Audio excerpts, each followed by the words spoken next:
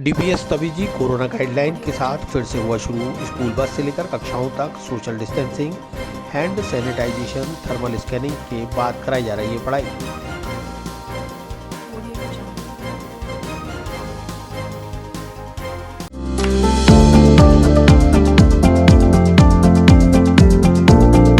Mohan watch and mobile Ajmer शहर में 4 प्रतिष्ठान, आपकी अपनी मोबाइल की दुकान। हेलो एवरीवन, मैं मोहन वॉच एंड मोबाइल पे आपका सभी का स्वागत करता हूँ। मेरी अजमेर में 4 दुकानें हैं। आप कहीं भी जाइए, आपको सभी जगह सेवा भरपूर मिलेगी। आ जाइए मोहन वॉच एंड मोबाइल पे, आपकी अपनी दुकान,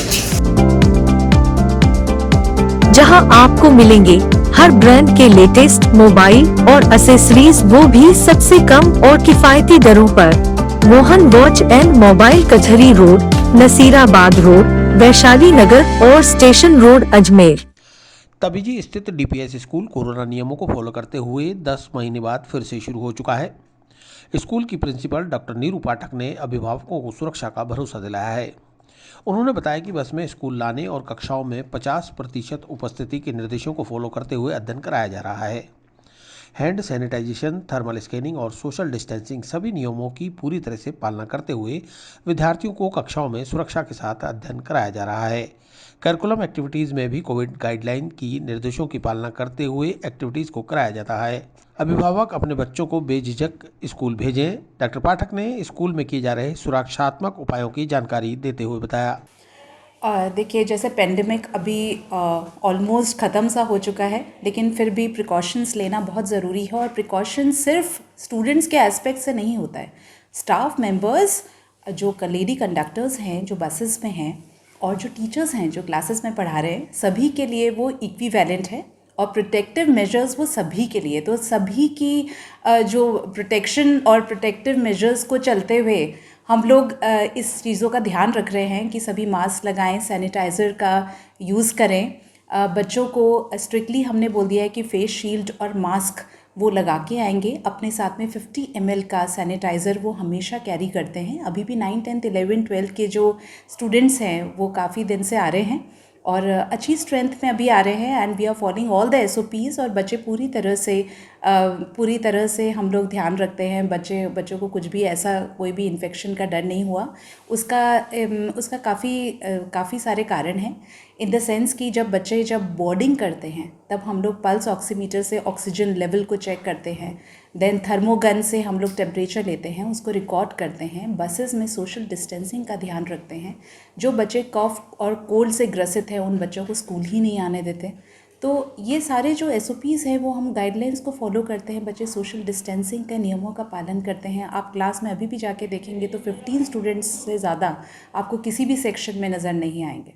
और जो कॉमन सैनिटाइज़र है, अगर बच्चा भूल भी जाता है सैनिटाइज़र लाना, तो जो कॉमन सैनिटाइज़र होता है, हर एक टीचर के पास में एक्स्ट्रा मास्क है रूम में और सैनिटाइज़र रखा हुआ है। और ये टीचर ही देता है ताकि वो वन मैन टच हो, तो इसलिए टीचर ही देते हैं सैनिटाइज़र उसको। तो हम लोग ये वाले टचिंग का भी ध्यान रखते हैं। बच्चे जो है अपना फूड शेयर नहीं करते हैं, वो स्ट्रिक्टली अपनी ही सीट्स पे बैठते हैं। कोई हम लोग ऐसा गेम नहीं खिलाते हैं कि जिसमें सोशल डिस्टेंसिंग के नियमों का पालन ना हो।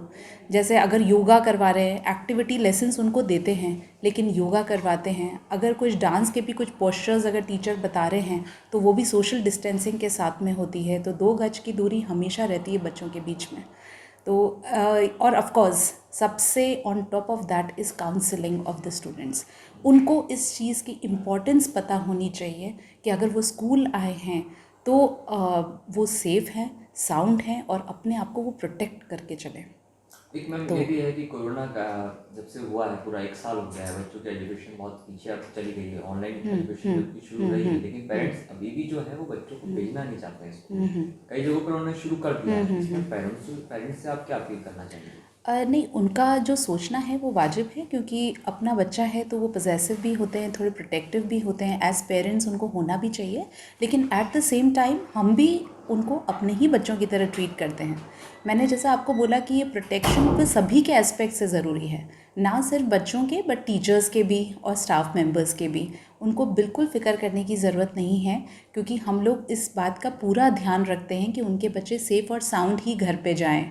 तो इसके लिए हमें कई बार स्ट्रिक्ट भी होना पड़ता है बच्चों से, क्योंकि अब 10 मंथ्स के बाद में अगर बच्चे आते हैं तो वो डेफिनेटली बहुत एक्साइटेड होते हैं और एक सोशलाइज करने के लिए भी आते हैं, सिर्फ स्टडीज़ ही नहीं, क्योंकि वो अपने दोस्तों से इतने समय बाद मिल रहे हैं तो उनको मन होता है कि वो उनके साथ में खेलें, उनको बुली करें, उनके आपस में बातचीत करें। तो हम लोगों को इस बात का ख़ास तौर से ध्यान रखना पड़ता है। तो हम लोग उन बच्चों को काउंसिल भी करते हैं कि देखिए कोविड-19 के से प्रोटेक्शन करके चलना है और अपने आप को सेफ़ रखना है और सभी नियमों का पालन करना है। इसमें कई बार टीचर्स को थोड़ा सा स्ट्रिक्ट मेजर्स लेने पड़ते हैं बच्चों के साथ में, तो वो भी हम लोग करते हैं। तो counselling plus discipline go together in the school.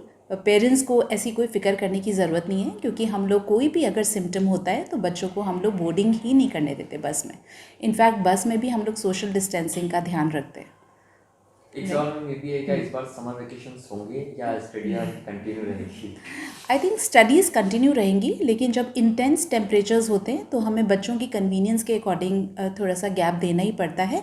But how ever 9, 10, 11, 12 के लिए तो खैर डेफिनेटली हम लोग कंटिन्यू रखेंगे, क्योंकि वो क्लासेस बहुत इम्पॉर्टेंट हैं एकेडमिकली, इसलिए। अजमेर में बेकरी के बादशाह रियल बेकर्स, जहां आपको मिलेंगे best quality eggless cakes, pastries और सभी तरह के कन्फेक्शनरी आइटम्स।